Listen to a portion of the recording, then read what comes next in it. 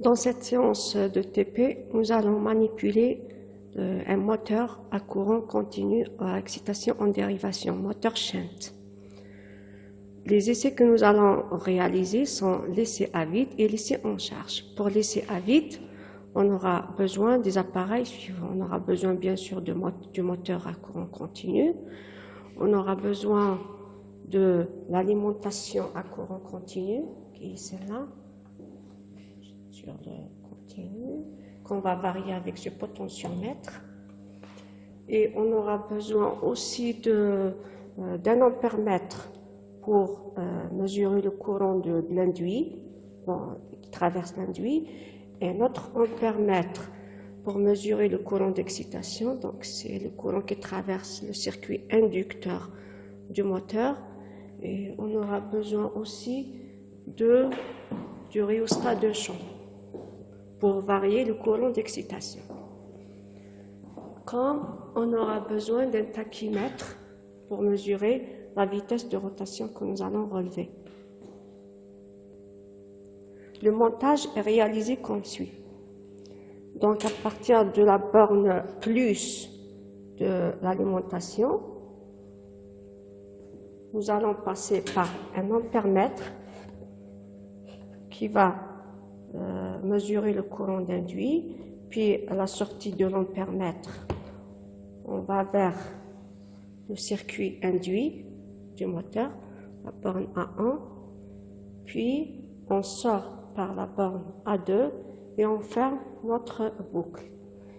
Ici, si vous avez remarqué, pour le courant de l'induit, j'ai court-circuité les bornes parce que au démarrage, le courant demandé au démarrage est un pic, il est très élevé et risque de griller cet ampèremètre. C'est pour cela que j'ai fait un court-circuit pour qu'au démarrage, le courant va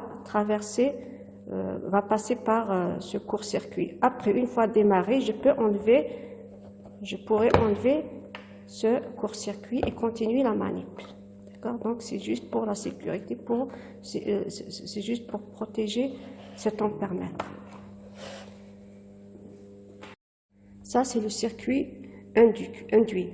Pour le circuit inducteur, donc je passe de la borne de l'induit vers l'inducteur, et de l'inducteur je vais vers un ampèremètre qui mesure le courant d'excitation. Je sors de l'ampèremètre vers le curseur du rhéostat de champ et je sors du rhéostat de champ, je vais vers le moins de l'alimentation.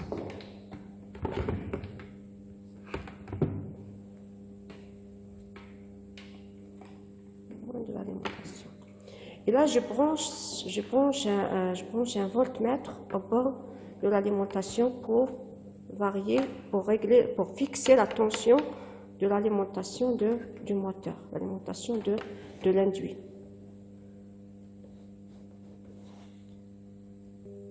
Une autre chose à considérer aussi est de régler le rhéostat de champ à sa valeur minimale. Pourquoi? Parce que au démarrage, si celle-là elle est au maximum, le courant d'excitation sera